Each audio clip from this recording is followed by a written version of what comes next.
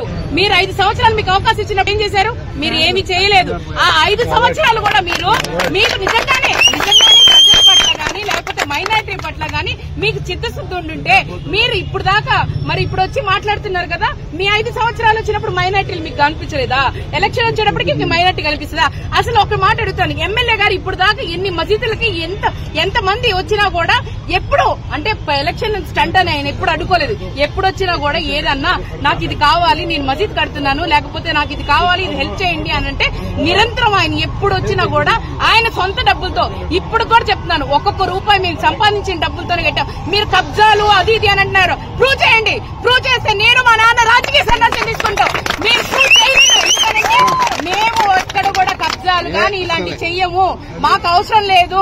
మాకు దేవుడిచ్చిన ఆస్తులు ఉన్నాయి, మాకు దేవుడు వచ్చిన విలువలు, నైతిక విలువలు ఉన్నాయి. మాకు ప్రజాసేవ చేయాలని ఒక ఆలోచన తప్ప ఇంకేమీ లేదు. సంవత్సరం నుంచి నేను తిరుగుతున్నాను, మీరు 5 సంవత్సరాల నుంచి 10 సంవత్సరాల నుంచి తిరుగుతున్నారు. ఎందుకు ప్రజా ఆదరణ మా మీద ఉందంటే మేము ప్రజల కోసమే ఆలోచిస్తాం, వాళ్ళ మంచి కోసమే ఆలోచిస్తాం.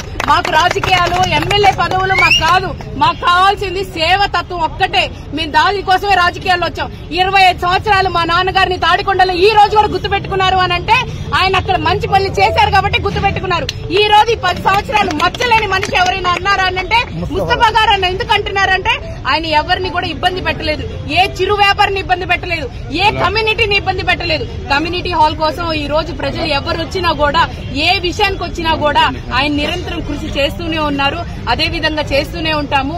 ఇక్కడ కమ్యూనిటీ హాల్ గురించి ఇన్స్పెక్షన్ కోసం సిద్ధార్థ కాలేజ్ నుంచి అక్కడ సివిల్ డిపార్ట్మెంట్ వాళ్ళు వచ్చి చెక్ చేసి గ్రౌండ్ లెవెల్ ని చెక్ చేసి ఈ పిల్లర్స్ ఉంచాలా లేదా నెక్స్ట్ అంటే మేము అప్రూవల్ తీసుకొని రాకపోతే దీని గురించి మాకు అంత అవగాహన ఏముంటది?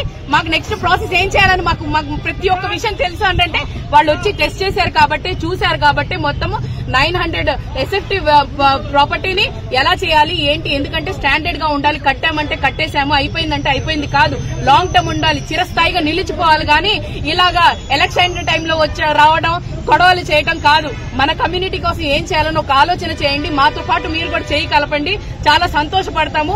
₹1 మీరు ఇవ్వగలిగితే మీకు నిజంగానే ₹1 నేను అడుగుతుంది, మిమ్మల్ని ఏమి లక్షల రూపాయలు అడగట్లేదు. ₹1 మీరు దానధర్మాలు చేస్తే దేవుడి దయ వల్ల బానే ఉంటది. రానున్న రోజుల్లో ప్రతి ఒక్కళ్ళు గుర్తుపెట్టుకోండి, ముస్తఫా గారు ఎలాంటి వ్యక్తి, ముస్తఫా కుటుంబం ఎలాంటి వ్యక్తి, ఆయన దగ్గరికి వెళ్తే ఏం మంచి జరిగిద్దని వాళ్ళందరికీ తెలుసు. ఎన్ని గొడవలు పెట్టుకున్నా అది దేవుడు చూస్తున్నాడు కాబట్టి దేవుడు ఖచ్చితంగా బుద్ధి చెప్తాడు. ఎవరు ప్రజల మనిషి, ఎవరేమో రాజకీయ మనిషి అనేది ప్రజలకి తెలుసు. ఖచ్చితంగా దానికి బుద్ధి చెప్పే టైం ఒక 45 రోజుల్లోనే ఉంది.